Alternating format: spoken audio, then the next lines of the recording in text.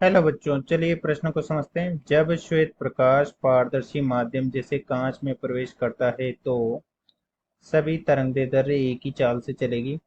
सबसे दीर्घ तरंगदैर्ध्य अधिकतम चाल से चलेगी। सबसे लघु तरंगदैर्ध्य अधिकतम चाल से चलेगी।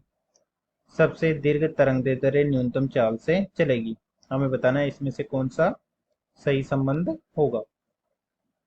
मुख्य अवधारणा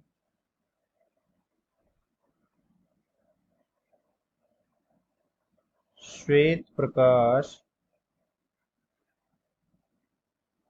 का उसके अलग अलग भागों में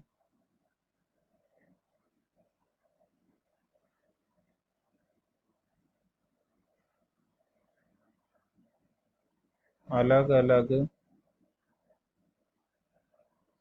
दिशा में विभाजित होना प्रकाश का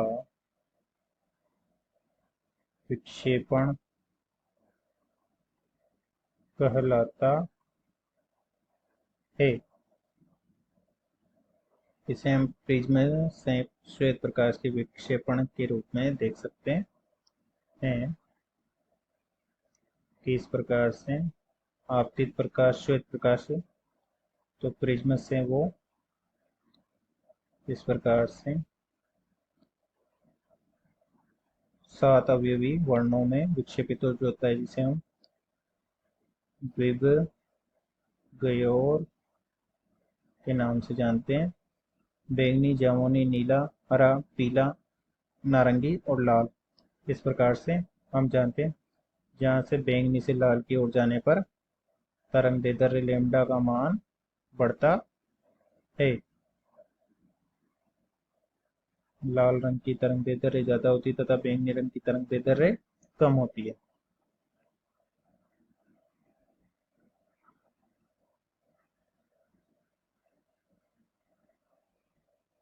ऐसा इसलिए होता है क्योंकि क्योंकि अलग अलग तरंगदैर्ध्य की किरणें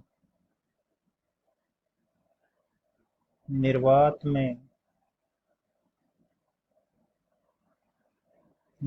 में समान चाल से गति करती है, लेकिन माध्यम में अलग अलग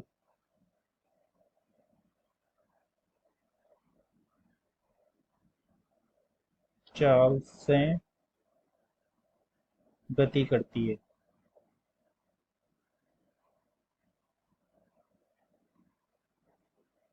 इस प्रकार से माध्यम का अपवर्तन गुणांक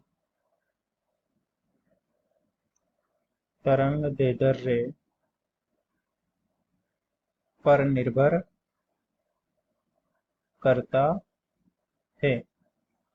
तरंगदैर्ध्य के साथ अपवर्तन गुणांक के बदलाव को कोची सूत्र से प्रदर्शित किया जाता है, जो कि होता है अपवर्तन गुणांक म्यू बराबर ए प्लस बी बटा लैम्ब्डा की घात 2 प्लस सी बटा लैम्ब्डा की घात 3, जहाँ ए बी व सी धनात्मक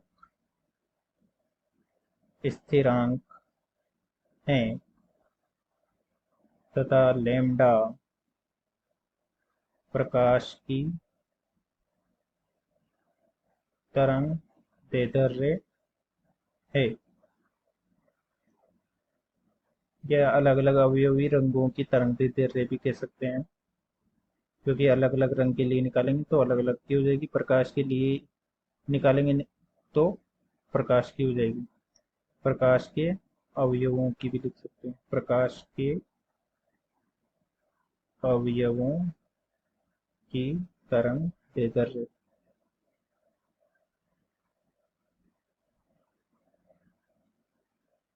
इससे हम देख सकते हैं कि लेम्डा का मान बढ़ेगा तो अपवर्तन गुणांक का मान कम हो जाएगा, तथा लेम्डा का मान कम होगा तो अपवर्तन गुणांक का मान बढ़ जाएगा। तथा अपवर्तन गुणांक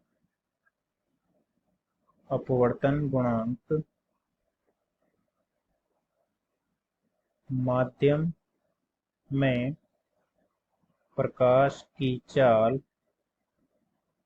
के व्युत्क्रमानुपाती होता है, अर्थात म्यू व्युत्क्रमानुपाती माध्यम में प्रकाश की चाल। यहाँ से हम देख सकते हैं माध्यम में चाल ज़्यादा होगी तो अपवर्तनांक कम होगा, तथा अपवर्तनांक ज़्यादा होगा तो माध्यम में चाल कम होगी।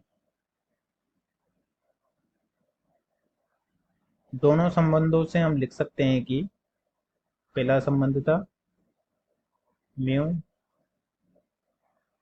बराबर ए प्लस बी बटे लेमडा की घात 2 प्लस सी बटे लेमडा की घात 3। इन दोनों संबंधों से हम लिख सकते हैं कि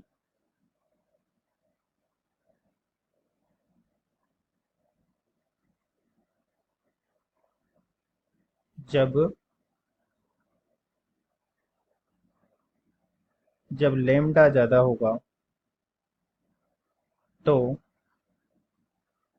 अपवर्तनांक कम होगा, तथा अपवर्तनांक कम होगा तो चाल ज़्यादा होगी, तथा यदि लेमडा कम हुआ यानी कि लघु तरंग दैर्ध्य और ये दीर्घ के लिए, तो म्यू ज़्यादा होगा यानी कि अपवर्तन गुणांक ज़्यादा होगा तथा उसकी चाल कम होगी। अतः दिए गए प्रश्न का सही उत्तर विकल्प बी दीर्घ तरंग दैर्ध्य के लिए अधिकतम चाल से चलेगा। आशा करते हैं आपको समझ में आया होगा। धन्यवाद।